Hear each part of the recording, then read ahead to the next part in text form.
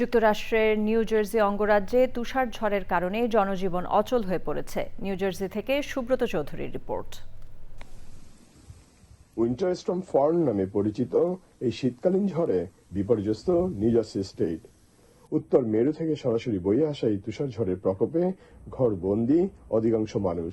তাপমাত্রা শূন্যের অনেক নিচে নেমে যাওয়ায় হাইপোথার্মিয়া ও ফ্রস্ট বাইট সহ বিভিন্ন শীতজনিত স্বাস্থ্য ঝুঁকিতে রয়েছে অনেক মানুষ। বিশেষ করে শিশু, বয়স্ক ও শারীরিকভাবে দুর্বল মানুষদের জন্য এই পরিস্থিতি অত্যন্ত বিপজ্জনক। সবকিছুই বন্ধ, গাড়ি ঘোড়া কিছুই চলে না। আপনারা সবাই সুস্থ ও নিরাপদে থাকুন, সেটাই প্রত্যাশা করছি।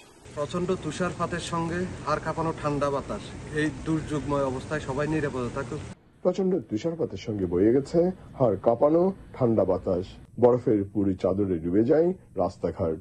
বিস্তীর্ণ এলাকা জুড়ে তুষারপাতে বিপর্যস্ত হয়ে পড়ে যোগাযোগ ও পরিবহন ব্যবস্থা। শীতকালীন তুষার জলে আমাদের জীবনযাত্রা বিপর্যস্ত, বাসায় বন্দি, কাজকর্ম নয়। তুষার ঝড়ের কারণে আমরা সবাই বাসায় বন্দি। রেকর্ড পরিমাণ স্নো পড়েছে। তুষার ঝড়ের কারণে বিমানের অনেক ফ্লাইট বাতিল হয়েছে বা দেরিতে চলেছে, যার জেরে ভোগান্তির শিকার যাত্রীরা। টহল পুলিশ, দমকল বাহিনী আর রাস্তাগুলোতে বরফ গড়িয়ে ফেলার লবণ ছিটানোর গাড়ি ছাড়া তেমন কিছুই নজরে আসেনি দুর্যোগে আক্রান্ত জনপদে।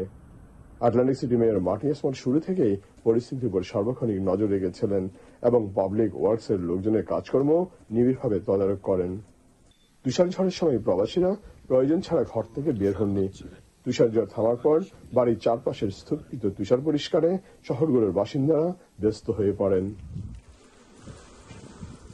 Subrata Chowdhury, channel I, new jersey, America.